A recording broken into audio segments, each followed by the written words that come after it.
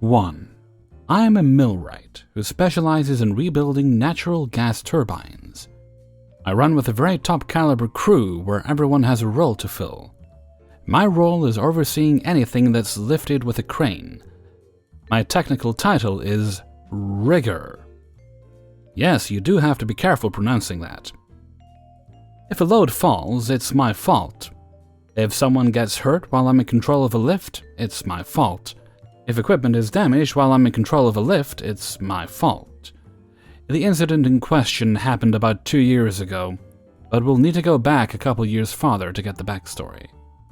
I was a fresh member of the crew, and had demonstrated competency in rigging, so, after roughly 6 months with this group, my superintendent put me in charge of all rigging. I wasn't the fastest rigger, but I was safety-focused and insisted on doing it right every time, even if it took a little longer. This meant that my superintendent didn't have to watch over every rigging task, and could go relax because I had it under control. Another millwright joined the crew about the same time I did, Larry. We didn't get along at first, but after a few months we became friends. Larry was the act now, think later type, much like the superintendent I travel under. Larry was prone to making mistakes because of that attitude, but he was very fast and worked like a mule at all times, and I respected that. He wasn't especially skilled in any one area, so he had no special position. That meant sometimes he'd get put on less glamorous work, and I soon learned he was very jealous of my position as a rigger.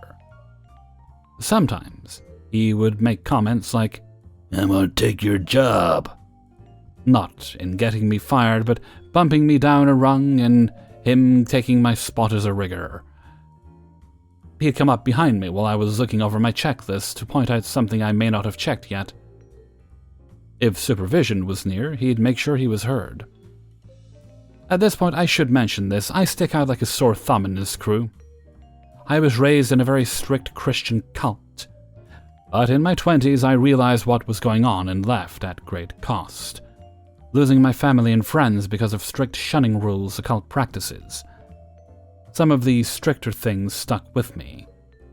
Like, I've never been intoxicated, I don't use tobacco, no recreational drugs, I speak professionally, without slang or colloquialisms, for the most part. These traits stick out from a crew of men that travel the road and work in harsh environments away from home for months on end. But Larry, he fits right in. Larry quickly became the superintendent's puppy, bringing him gifts of his favorite alcohol, staying out late after work with him, even rooming with him on the road. I, on the other hand, leave work, hit the gym, cook my food for the next day, and make sure I get at least 6 hours of sleep so I can perform the next day. I realize that puts me at a disadvantage socially in the workplace, but I prefer to let my work speak for itself. Anyways, fast forward about 18 months. We're starting a project just before COVID hits. About 2 weeks into the job, I have to attend a mandatory class through my union. It's a 40-hour class in a different state, so I'll be gone for pretty much an entire week with travel time.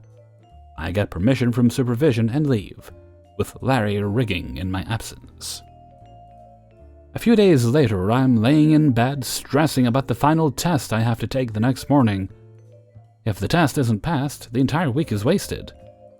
I always psych myself out before a test, but in reality, I don't have anything to worry about as I'm a good student and test well. My phone goes off. It's a text from Larry. "I love you, bud, but I'm cutting your throat." What are you talking about? "When you get back, I'll be the rigger. You can do the shit work from now on." I'm not proud of the response I came back with, but it's how I truly felt in the moment. Be careful about cutting the throat of someone smarter than you. I'm far from the smartest person you'll ever meet, but I do enjoy reading, studying, and learning, and being smarter than Larry wasn't an accomplishment by any stretch of the imagination. The next morning I passed the test and headed back to the job, where Larry had in fact usurped my position as rigger, and was lording it over me as I went about doing the tasks he would normally do. To be completely honest, it was kind of like a vacation at first. Get paid nearly $40 an hour to clean parts or torque flanges with no stress? Sign me up. But I was upset. I was upset because I knew I did my job better than he would. I knew that he got along better with the superintendent because of their similar personalities. But I didn't feel that I should lose my position simply because Larry had more in common with our superintendent than I did. Regardless of that, I was now dealt these cards, and I had to play them. Just 3 days after I got back from class, though, the job was shut down. COVID-19 was now sweeping the country. Out of an abundance of caution, the plant shut the project down until further notice. We were sent home for about 3 days, and then called out to an emergency shutdown where a turbine had crashed. We roll out and are on the job 48 hours later, in the middle of nowhere, Alabama. We get right to work. On this particular unit, you pull the entire roof off in 2 sections, with a crane to open the enclosure. Compared to many things we lift in a project like this, the roof weighs very little. The turbine rotor may weigh over 100,000 pounds, but the roof usually weighs 7,000 pounds. Lightweight. But it is large, and there are critical parts around the roof that can be damaged if not lifted carefully. Typical procedure is to be on top of the roof after it's unbolted. Be in a full-body harness and tied off to an approved anchor point capable of holding at least 5,000 pounds per OSHA regulations. We then slowly take the weight of the roof with the crane until it's floating, and then climb down off of it and continue the lift until it's set on the ground or on a truck to be moved. The superintendent instructs me to go on the roof with Larry and assist him. Do whatever Larry tells you. Okay, boss. I put on my harness and climb on the top and begin to assess the situation. The rigging to lift the roof is 4 5-ton chain falls. It's capable of safely holding 20 tons, well over the weight of the roof. The crane is also well overrated for this lift, even with the boom extended all the way out in order to clear another building on the way to the ground. Larry has it all rigged up, but no tension on the wire rope slings. But then I notice his crucial mistake. He forgot to account for boom deflection. When a crane takes the weight of a load, the boom flexes down. Depending on the crane setup and the weight of the load, it can mean that while your crane hook might be centered in your load with no weight on the hook, once you get the weight of the load on the crane hook could be anywhere from a few inches to a number of feet off center, which means that when the load comes off the ground, it swings. Swinging is bad. Always. Enough weight swinging could tip a crane, crash into equipment, crash into a person. It's very dangerous. At this point, I start calculating. Is this weight enough, even swinging, to tip this crane? No, not even close. Is it enough to break a chain fall? No, not even close. Are there any people working around us that could get hurt? Nope, it's just us. Is there any equipment that could be damaged if it swings? Yes. An electrical control panel, which has all power killed to it and has been disconnected, is in the swing path. I decide to let Larry hang himself. He looks at me and asks what I think. I tell him, "This is your show, boss." He asks what I mean. I look him in the eye and draw my finger across my throat.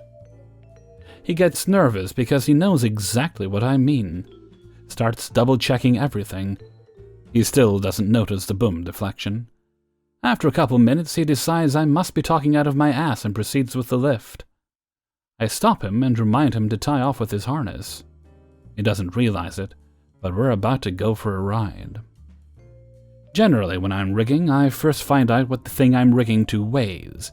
It's a vital piece of information. I know what it weighs. I can have the crane operator track how much weight he has on the crane, and I'll be able to know when the object should start to pick up. If we get to over 10% more than the object should weigh, there may be something stopping it from moving, and we need to stop and reassess the situation. Rigging could fail, the object you're lifting could jump into the sky.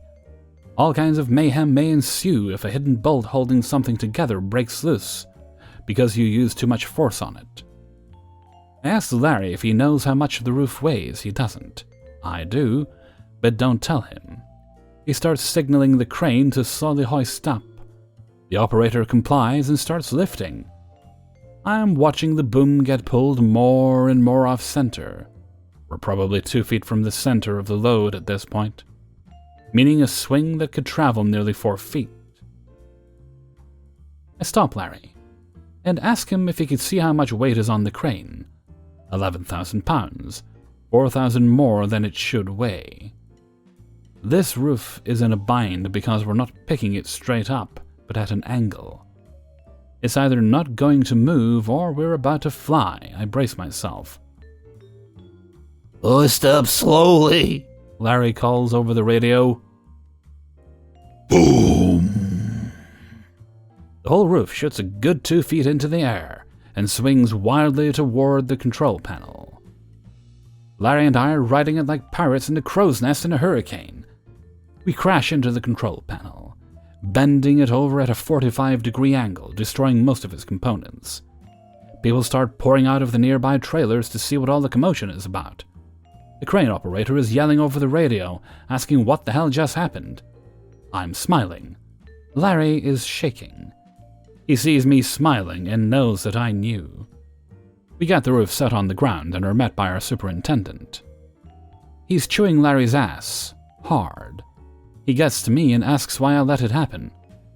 I just say I just did what Larry told me to do. The superintendent is no dummy. He's seen a thing or two and knows exactly what went down. Larry is demoted and I'm reinstalled as rigger immediately.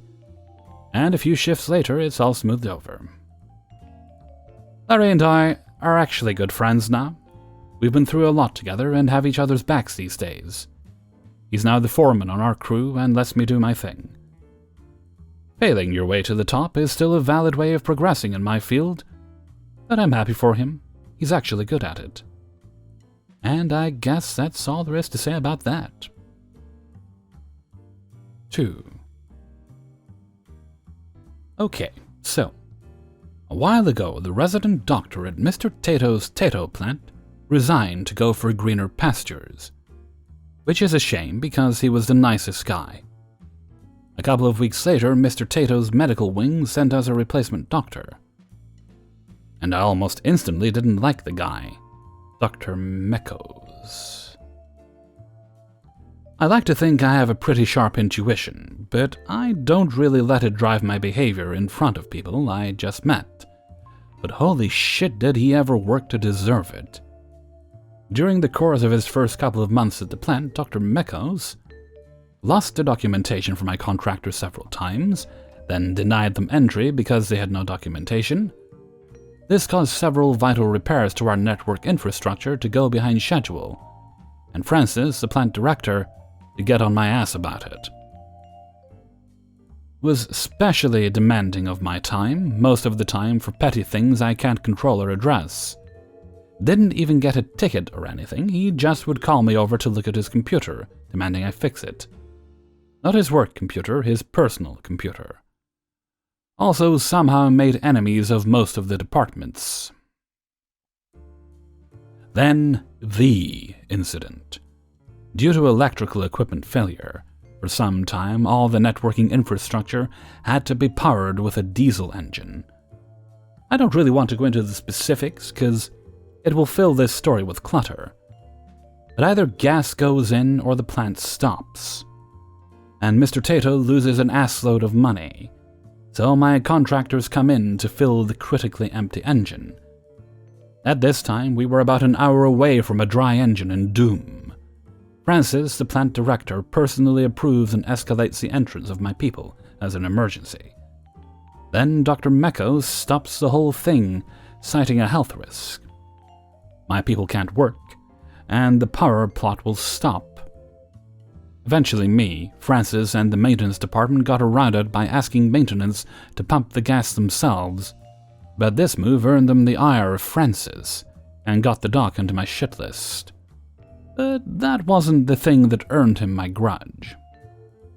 One day Priscilla asks for my help. She's the head of her own department, a very nice older lady, who knows not a damn thing about computers and is constantly asking me for help. Because she warrants about half of my support tickets a year, you can say she's my primary source of income. While I'm working on her email because it won't load, then Dr. Meckos comes in asking for whatever. Rude, he was dismissive, called her worthless. When I ask her about it after the guy left, she tells me he's like this every time. This is a moment that gave me casus belli. I started collecting information, discovered some very interesting tidbits, and waited for my time. One day, Dr. Mekos calls me into his office. He demands that I give him access to the open net. Because, at that moment, he can't browse freely. This was my time. Well, I can't really do that. You have to create a support ticket and a request. This could take weeks or a month. Technically true. It took a couple of days most of the time. It will also have a cost for your area. This was also true. It would cost about $1 a month. He stood there for a couple seconds thinking. But you have internet access on your desk. You can browse anything, right? Give me access. And there it was. I can do that, but you have to keep it confidential, because it's outside the corporate network. There's no surveillance. Do it? And I did. Usually in a corporate setting, employees have access to the heavily monitored and restricted corporate network. Mr. Tato's network has a team of people that block all the fun stuff and watch your every move. The network he asked me to route to his office is basically what you would find in a home. I mostly use it for things that need access to an outside network, as it only has my eyes on it. Yes, this was a trap. The moment I finished routing the cable to the doc's office, I set up a small backup laptop with surveillance software and started the capture. Called the doctor, told him his private internet is installed, and I reiterated how he should consider this an olive branch, and he should tell nobody about it. Now a couple of very interesting tidbits of information. Surveillance software is so cool. Basically, it sees and logs traffic on your network. You see what every computer or device is doing on your network, what sites you are browsing and at what times. During the course of my investigation, I learned that Dr. Mekos was a serious creep. He earned infamy with his female staff with lewd and uncomfortable comments. Several female co-workers also complained. But due to the way HR works, Pete, the head of HR, couldn't do anything about it without hard evidence. But I knew what the capture would find. And the doc delivered fast. After a whole day of data capture, I showed the logs to Pete, and I was honestly almost impressed. Traffic to these various sites for about an hour. We asked the staff at the medical office, and at this time he was shut into his office. Another visit. Different site this time. At 1 p.m., lunchtime. Guess he was having a cheeseburger. And a third one at 5 p.m. 1 hour away from closing time. Dude watched porn at work in his computer 3 times in one day. It was kinda hard to explain to Pete how data capture works. But that was it. Hard evidence. I apologized to Pete for giving him extra work, but he dismissed it, said he was happy to have cause. Called the head of medical nationwide immediately. Dr. Mekos was escorted out by security the next day, and I showered his work laptop in alcohol before starting work on it the next day, and my days improved. 3. So back in the 90s, I was working for a European-based financial firm. US offices were managed by Europeans with a regional head office in New York. Younger employees were generally underpaid and overworked. As in your first few years out of college, the promised reward was being promoted to a director position, where the salary, perks, and bonus structure would really kick in. Kind of like how law firms promote their younger lawyers to partners after a long wait. As junior associates, the only good news was that we received the same 5 weeks of vacation per year, plus a few weeks of sick leave, as our European counterparts, which for me meant a lot of camping and staycations during the summer, since I didn't really make enough to travel to exotic and expensive locations. The offices were set up in a way where the business development, BD directors, each had a junior associate. The BD guys would generally network, schmooze, and travel around their territories to meet clients and new prospects. Once back in the office, the BD guys would dump their meeting notes on the clerks of their junior associates to follow up and land the business, aka a Hunter-Skinner model. As a junior associate, I was pretty busy assisting a BD, So I routinely rolled over at least 2 weeks of vacation every year. I had worked at the firm for 3 years and was starting to get antsy for a promotion. Right after Thanksgiving, my boss in the West Coast office told me that I was being transferred and promoted to the Southeast office come the new year. I really had no interest in working in and living in the Southeast, but I wanted to advance my career. I rolled over my usual 2 weeks of vacation into the next year, so I was eligible for 7 weeks of vacation that next year. After celebrating New Year's Eve with my family in California, I packed up my car and drove across the country. Once in the new office, I settled in and met my new boss, who promptly informed me that he wasn't actually promoting me to director, though I was being given the responsibilities of the role as he judged me to be too young, but was told that if I demonstrated that I could do the job, I would be promoted next year. I was pissed, but didn't have a choice other than moving back home and starting from scratch, so I agreed to it. I disliked my new boss instantly, as co-workers told me he was flaunting his management perks, which consisted of large allowances for housing and automobiles, which were paid for by sales production from employees like myself. Turned out he was related to a serving member of the board of directors back in Europe, which is how he got the job as a regional manager. Everyone knew he didn't have the skills to do our job, so he just collected fat checks, went to expensive restaurants with friends, and billed it to the company as client development. All the while leasing a new Mercedes every 2 years on the company's dime, while generally being a dick to everyone who worked for him. During the first week, I also met my junior associate, Jeremy. We sat down and discussed some discounts that I'd inherited that were in backwater locations none of the other directors wanted to visit. Jeremy was professional, but I got the distinct impression Jeremy hated me, though I didn't know why. I started traveling around to meet my clients and prospects over the next few weeks, usually spending at least 3 or 4 days on the road, back in the office on Fridays, to go over follow-ups on business leads with Jeremy and execute whatever paperwork needed to be taken care of.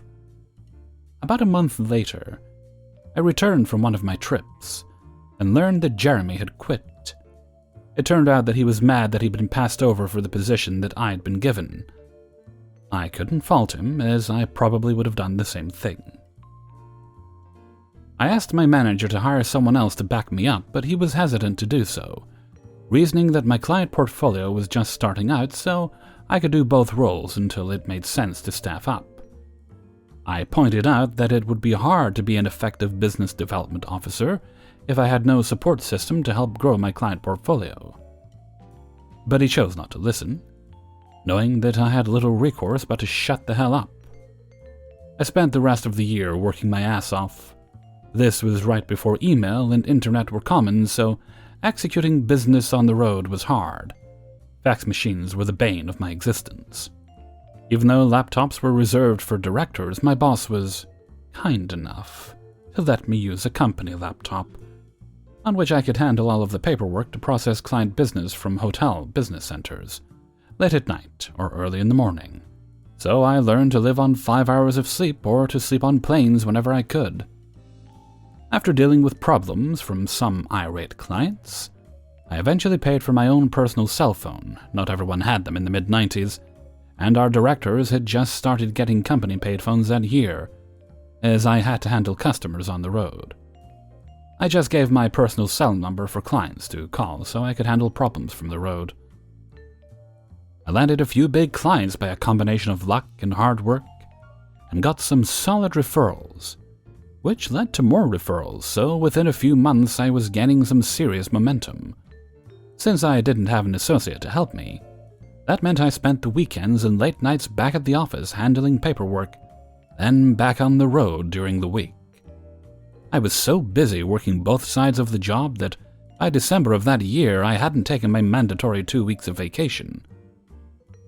I had some new clients that needed to be handled by year-end, so I was granted a vacation waiver, meaning that my 7 weeks of vacation would roll over into the next year, adding up to 12 weeks of vacation plus sick time for the coming year. It was a big hassle for HR to process the waiver, but since I had produced a lot of new business, my manager was all too happy to order it done. I wasn't upset about working through year-end. Though I flew back and forth to California for Christmas on a 24-hour turnaround, I rationalized it, hoping that I would get paid the first big bonus of my career in a few months. At that time, European firms paid their bonuses in mid-April, while employees of US-based firms got their bonuses by the end of July. If you were planning on switching jobs early in the new year, working at a European firm meant that sometimes you left money on the table, aka golden handcuffs, so the timing of switching firms was important.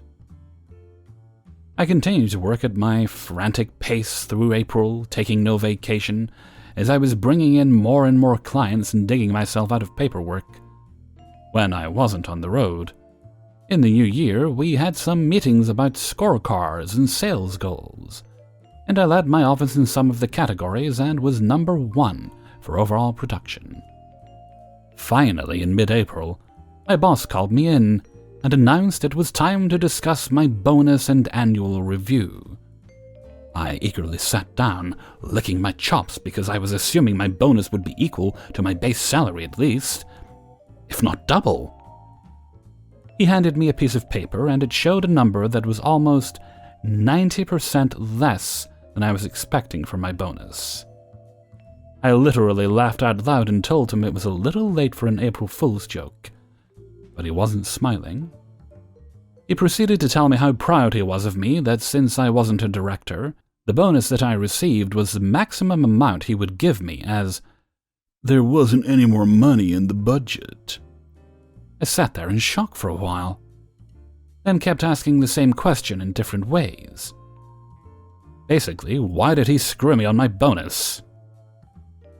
It was like talking to a brick wall. Despite pointing to the scorecard that showed me as the best producer in his office, all the while having no junior associate, he wasn't having it. I was crushed, but then asked him if he was promoting me to director since I had demonstrated that I could produce, hoping that title would be a gateway into the big payday the following year.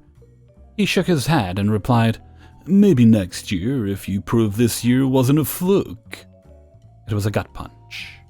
He also rationalized that while my review was positive, I had some flaws that I needed to work on. Mainly that I didn't work very well in a team atmosphere.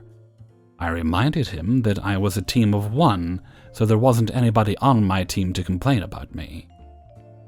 A switch finally flipped in my brain as I realized I'd just gotten majorly screwed, and there was no changing the outcome. I told him that I was feeling ill and I would be taking some sick days, so I got up and left his office. Coworkers said I looked as white as a ghost as I walked out of his office, so they knew something was wrong. I forwarded my incoming calls to his extension, packed up my important papers, in case I decided to never come back, then headed to my apartment in a complete rage. I called my family and told them I needed to come home for some much-deserved vacation. So after drinking myself senseless for 48 hours, and forwarding all my calls to voicemail, I called in to work the following Monday and told my boss I would be taking a vacation week. He was pretty angry about the short notice, as he had been dealing with my irate clients, contacting him about their problems since I couldn't be reached. And he didn't have as much of a clue as to how to handle the paperwork necessary to do the work. So other associates were now being called in to help handle my workload. I flew home and made a few calls to people I'd worked with, hoping for some job leads. I managed to grab a lunch with an old associate who had left the firm, and he gave me some ideas and contacts, so I spent the rest of my vacation looking for a new job. I knew the timing sucked, so, out of options, I went back to my old job the following week. First day back, I looked at my HR data and realized that I still had 11 weeks of vacation to use that year, plus a few more weeks of sick leave. Around that time, there was a company-wide conference call to celebrate a big company milestone. I think the firm was 125 years old, but didn't care anymore. To celebrate the big anniversary, we were told we would be getting an extra week of vacation that year, meaning once again I had 3 months of vacation in my account. As a high performer, I was also selected to spend a few weeks in New York during the summer and fall for some management training. So that meant additional time out of the office. The next month was a blur of looking at different vacation options for me to take that year. I had accrued a lot of hotel and rental car points and frequent flyer miles during the past year of traveling around. So I spent my days in the office doing as little client work as I could get away with, while spending the rest of my time on the phone with the frequent flyer and hotel points customer service reps, trying to squeeze as much vacation out of my miles and points as I could. By the end of May, I submitted my vacation requests, which detailed how I was going to take 3 months of vacation in the 7 remaining months of the year. I submitted the forms to HR, and within a day, my boss called me in to discuss my schedule, as he realized I was basically going to be gone for almost 2 weeks out of every month for the rest of the year. I was wrapping my vacations around federal and bank holidays whenever I could manage it. He told me that he was rejecting my vacation schedule since there wasn't anybody to cover my clients in my absence. I asked him to call the HR rep into his office to have his stance officially on record. He objected, but I said I wouldn't discuss such matters without an HR rep present. HR was called in, and my boss told HR he was rejecting my vacation schedule, but HR responded that I was legally entitled to take the vacation days, so he couldn't reject the request.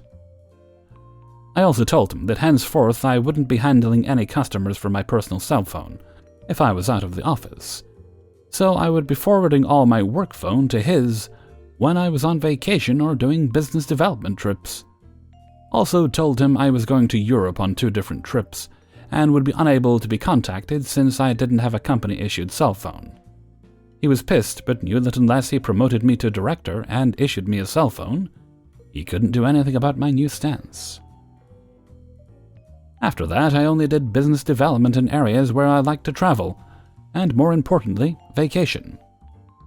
Until that point, I had always said yes to any meetings in backwater locations that represented a chance to land a new client. Having learned my lesson the hard way, I didn't want any new clients to begin with, and certainly none living in areas I didn't like to visit. Trips to Florida became common. If I was traveling, I would typically spend Monday to Wednesday making very infrequent sales calls.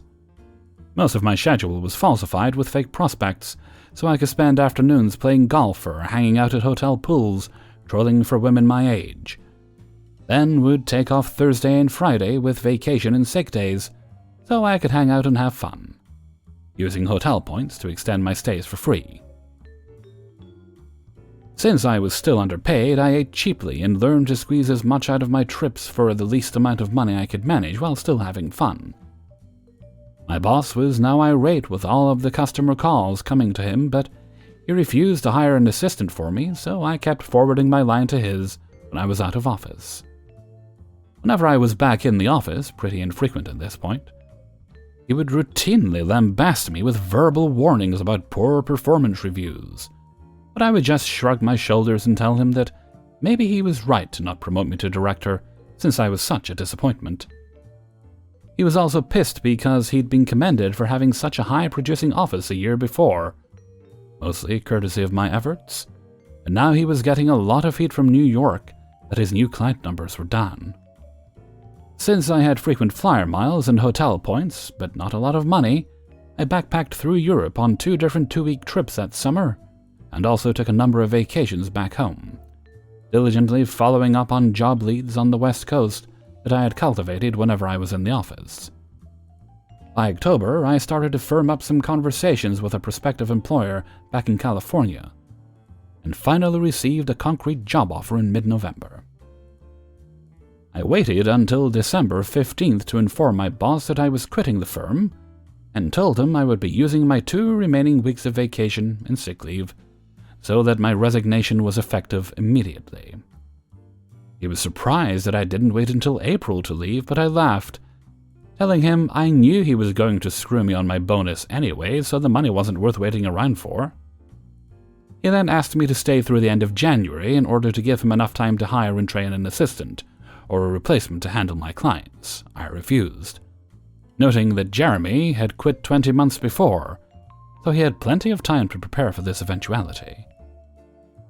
As I was packing up my office and informing my coworkers about my departure, I got a knock on my door from the HR rep, as he wanted to conduct an exit interview. He closed the door and I aired out all of my dirty laundry.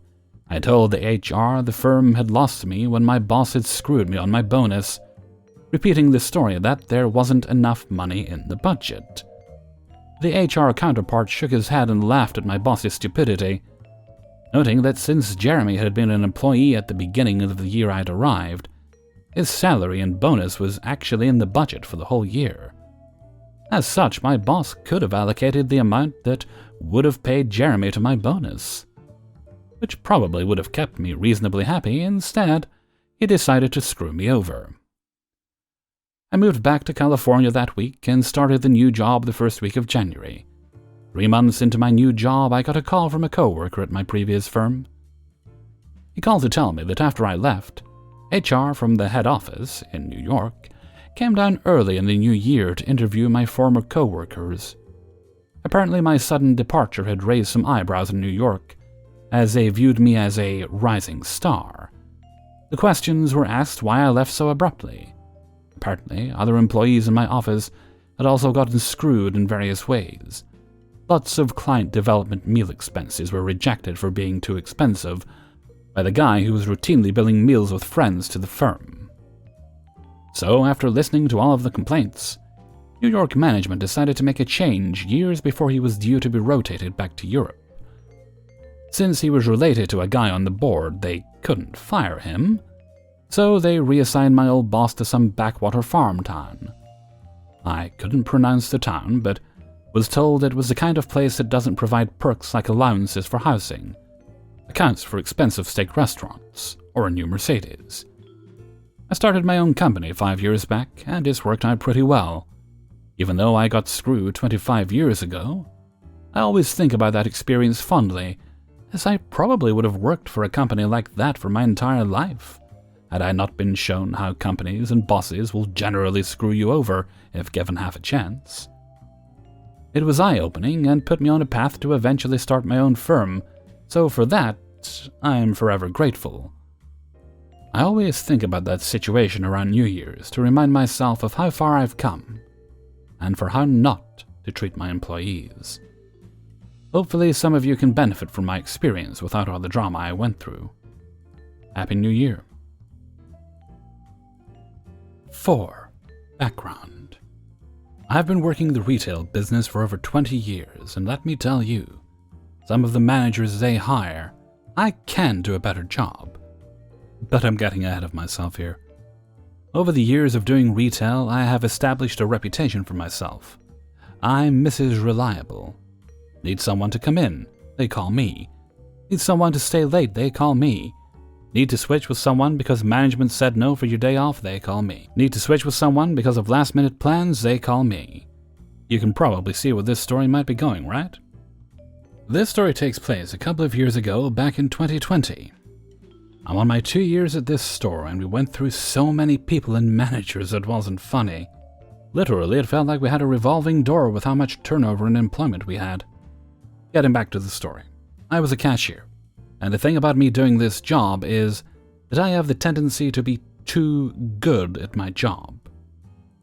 I was just hired to be a cashier. I was not a manager, nor a monitor, someone that is a step down from management, but doesn't have all the responsibilities of management. Basically a supervisor. Nor was I customer service. However, I was trained for nearly all duties of someone who is. Need change? I went to cashier, got the money out of the drawer and went to grab the change that they needed. Needed an override. I come over to see what the problem is and did the override. Need something from behind the counter? I just need to know what it is that you need, and I went and grabbed it. I did all this on top of my cashier duties and self-checkout duties. Then douchebag came along. My manager at the time, Ashley, was the front-end manager, meaning she's in charge of everything that goes on at the registers. Cash office, where all the money is, customer service, and the self-checkouts. Now, I liked Ashley. She was a really good boss, and I liked working with her. Ashley had gotten pregnant and was expecting her second child. I was excited for her. Unfortunately, when she came back though, she was no longer going to be a manager, nor was she going to be full-time. She decided to come back as part-time. I can't really blame her, though. You're working 40 hours a week and are not allowed any overtime whatsoever. Plus, you can be working as early as 5 a.m. to working as late as whenever the last customer decides to leave. Last time that happened, we didn't get out until 11:15 p.m. Enter douchebag. Have you ever wondered what happened to that spoiled brat in school whose mommy never said no and always got what they always wanted? That's douchebag, all grown up in a manager's position. He was the type of manager that if he told you something, he expected you to do it without any questions.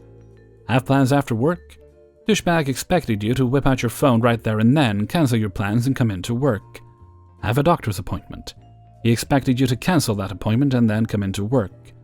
If you told him no, he would say in the most condescending tone, "Well, I need you to do it anyway." And then just stand there scowling at you the whole time, basically trying to intimidate you by making you feel so uncomfortable and staring until you cave. Around this time, summer was ending, meaning we were in the now hiring stage and many positions were starting to open up in the store. What did douchebag do to get me to start my PettyRevenge? Strike one. I had outpatient vein surgery in one of my legs and needed to take a few days off. Since I had some vacation time saved up, I used my hours for those few days, that I didn't have to worry so much about not getting paid. Douchebag called me a day before I was supposed to come in, asking if I can do 9 to 1. I asked him 3 times over the phone who's closing, because originally I was supposed to close that day, until I got my approval for my days off. He never answered me, so I just figured they had it covered. I came in, and of course halfway through my shift, he calls me over and says that they don't have a closer. Keep in mind that I asked him 3 times over the phone who was closing. He wanted me to clock out and go home for a few hours and then come back to work and close. I said no, and then he tried the whole guilt-tripping about not having anyone, and that, "We really need you to do this." I said no because 1, I'm tired and just come out of surgery, like 3 days ago. 2, I already made plans with my husband for the evening. Of course, douchebag didn't like this, because the next time I came to work, he was just being petty and passive-aggressive with me. Basically, he would either pretend I wasn't there, ignore me, or the transaction that he was doing would take longer than it should, and then chastise me in front of the customers for taking too long to get him. When I had my follow-up appointment with the vein doctor, he asked me if I could come in earlier. I told him no, I can't because I have a doctor's appointment in the morning that day. Then he did his usual, "We need you to do it anyway," and started to do the stare thing with me. Unfortunately for him, I'm used to this when it comes to Karens and Kevins trying to intimidate me. Because something didn't come right. I quickly shut that down by getting the other cashier's attention when they need help with something, or quickly grab a customer's attention. When I came in after my appointment, he, with a smug grin very loudly in earshot of the bigwigs from corporate visiting that day, said, "Well, OP, looks like you noticed that I didn't call you in because we didn't need you." I replied, "Good, because I wasn't able to come in early anyway." Strike 2. Remember how I said that the store had openings? Well, it turns out customer service needed some help, and the only way to get there was to ask your manager. So I went to douchebag and asked about being on the customer service desk. With everything that I've already been doing, I was basically the front-end assistant manager without the pay and title. He said that he would get back to me, especially since I've been doing a great job. 2 to 3 weeks later, I'm seeing people that I trained or have started months after I did, getting promoted to customer service desk, while I stayed as a cashier with all the other responsibilities piled on top. The customer service desk position would have easily been a 50-cent raise. The monitor position would have been a 75-cent raise. And of course, he didn't want to pay more for doing the exact thing I was already doing. I was starting to get the message of why pay for the cow when the milk is free. Strike 3. I was starting to look for another job at this point, because I was getting sick and tired of how I was being treated. But I wanted to try and give this guy one last chance. So I found out that the seafood department in my store had an opening, and I even talked to the seafood department manager, Debbie, about me possibly being in her department. She was ecstatic to have me and was willing to work around my college schedule. I had to talk to my manager douchebag in order to get the transfer going. I talked to him, and he started to come up with any and all kinds of excuses to not have me transfer. I quickly shot that down, and even the one where he tried to say that I can't because another coworker was transferring, first time I've heard about this, but the coworker said they have no problem with me going. So I thought that was that, right? Wrong. 3 to 4 weeks have passed, and I've been getting nowhere with the whole transferring to the other department. Even Debbie was wondering why it was taking so long for me to get to the seafood department, and why management was dragging their feet with this. Turns out douchebag blocked my transfer, and they wound up hiring a new employee for the seafood department. He thought if there were no positions available, he can just deny my transfer, and that I would have no choice but to stay. After an argument between the two of us about this, because I was calling him out on his bullshit, he said the magic words, "Just do your job." Cue the malicious compliance. Just do my job, okay. I was so glad that wearing a mask was required. Otherwise, douchebag might have seen my evil smile when I agreed to just do my job. Need an override? Sorry, but I'm not management nor am I a monitor, so I can't do that. Let me go grab someone who can. Need change? Sorry, but I'm not management nor am I a monitor, so I can't do that. Let me go grab someone who can. Need someone behind the customer service desk? Sorry, but I'm not trained nor am I customer service. Let me grab someone who can get that for you. Douchebag was at his wit's end and even tried to write me up for something. I quickly shut that down when I started to recite what being a cashier entails, and what my actual job of being a cashier is. And I told him that if he wants me to continue with all those responsibilities, that he needs to promote me so I can do all those responsibilities. He quickly stepped back into being his passive-aggressive behavior that I quickly shut down. I eventually found another job with better pay and better benefits, and handed in my resignation of me leaving in 10 days. That he tried to deny and said, "No, you have to give us 2 weeks' notice." I quickly shut that down with a response, "You wouldn't be giving us 2 weeks' notice if you were going to fire us, or lay us off, or let us go, just a 2-minute warning." Cue the petty revenge. Now you're probably wondering what I could have possibly done for the petty revenge, right? Well, there was an old saying, never kill the golden goose. Well, listeners, what do you think happens to a department that is solely dependent on one person whose reputation is Mrs. Reliable? Need me to come in on my day off? Sorry, I can't, I have plans. Someone called out. Sorry, I can't make it. I did this throughout the entire rest of my stay at that place. Douchebag couldn't do anything about it either, and he was starting to get what happens when you rely heavily on someone, but treat them so badly that they actually decide to leave.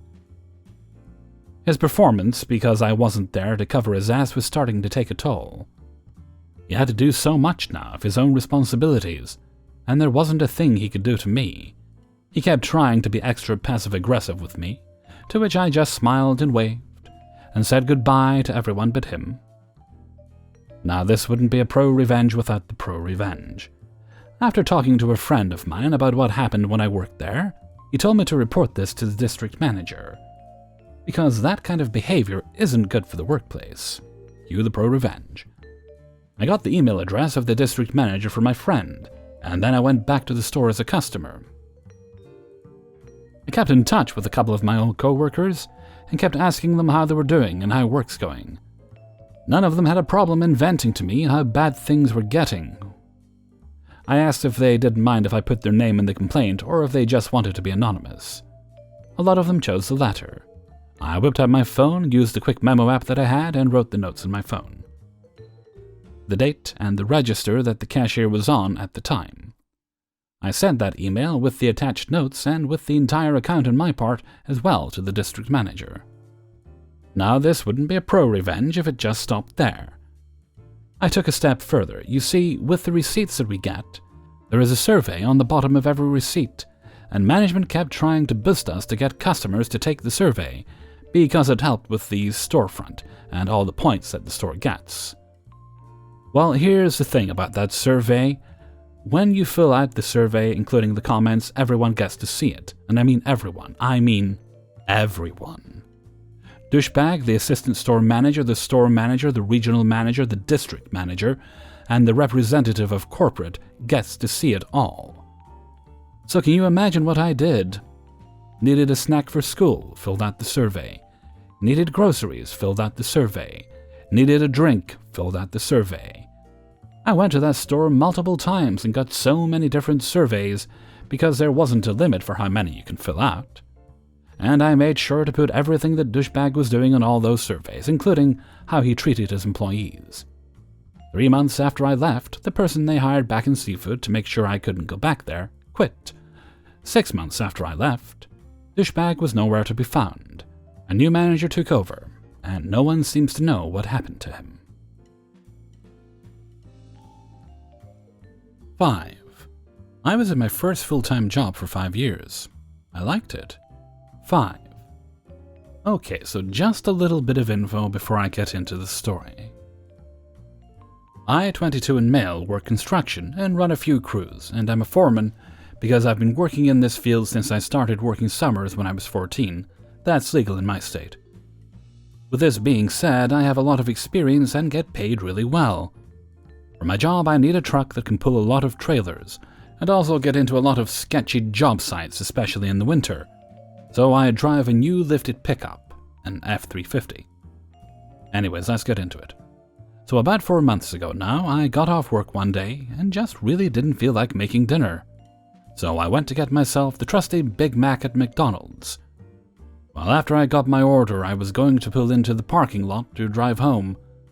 And I was looking hard over to my left to see how busy the road was before I got over there.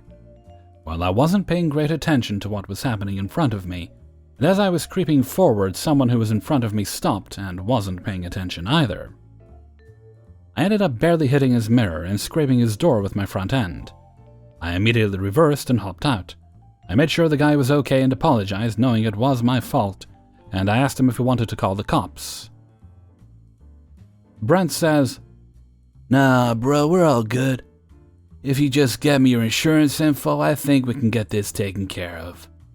I was fine with that, as there was no damage done to my truck, and it's not required to call the cops for an accident if it occurs in a private parking lot. We exchange info, and he seems pretty cool, so I tell him to go get the damage bid, and I'll just pay in cash so my insurance rates don't go up, as long as he's okay with it. He says that's fine, and we both just leave, and I feel like a moron. But all in all, Brent seems like a cool dude, and I just hope we can get it sorted out smoothly. About a month passes by, and I haven't heard anything from Brent or the shop I told him to go to. Honestly, I wasn't too stressed about this, because if he decided not to get it done, that's on him. Well, he calls me up one day at noon, says he can't remember my name, and he wanted to tell the guys at the shop who sent him there, because it seemed like we knew each other. I told him my name, and the guys at the shop gave him a deal. Pretty sure they say this to everyone. He sends me the bid for the damages, and it comes out to $2,403. This was more than I imagined, but I said to get it done, and I'd take care of the bill afterward, and that was that. He hung up, said it was cool, and I went on with my day as usual.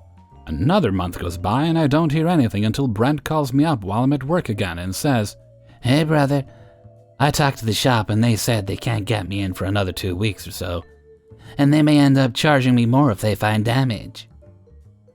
I say, "Okay, sounds good, just let me know, man. I hope it goes smooth for you, and I'm sorry for the inconvenience." He seems to take it good, and I'm really trying to just be a good person. He responds with, "Well, after talking with my wife, I'm okay if you just wanted to write a check for $2,500 and we can call it even." This seemed odd to me, because why the hell wouldn't someone want their vehicle repairs all paid for? I say, "Okay, man, let me set a time and place to meet you and I'll get you paid." He liked the idea and ended the call by telling me he would let me know. Yet another month passes by, and I hear nothing again. At this point, I'm getting fed up and just want this situation to stop being over my head. He hits me up at 11 p.m. one night and asks me if we can meet in town. I found this kind of disrespectful, because I was nearly asleep and had to be at work at 5 a.m. the next day. Either way, I said that was fine and took my $2,500 cash and wrote up a quick contract saying this payment would be accepted in full as payment for the damages, and by accepting it, it would release me from any and all liability. This was a pretty fair contract, as I believe it was the deal we'd already made over the phone, just in writing. I get to the place we suggested as a meet-up spot, I give him the cash, and he signs the contract without hardly even reading it, and he didn't even want the copy. This was a red flag to me, but I just assumed he really didn't care about it all that much. So I just sent him the photo of the contract and go back home for some beauty sleep.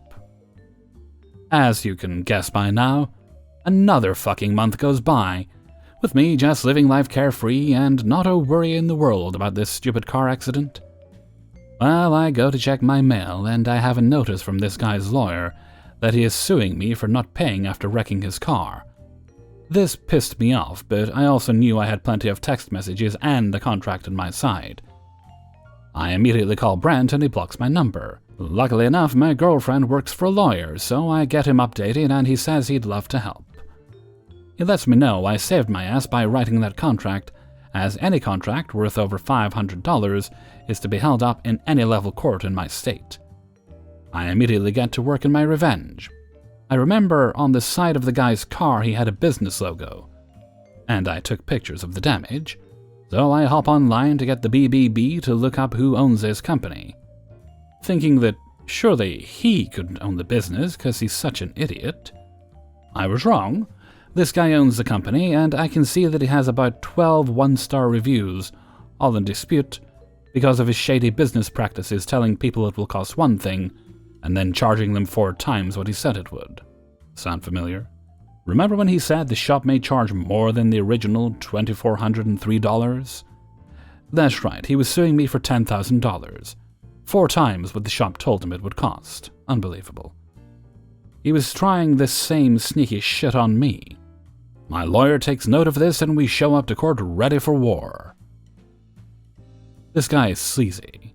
As we all get there and set up, he says, "You ready to give me more of Daddy's money?" with a smirk.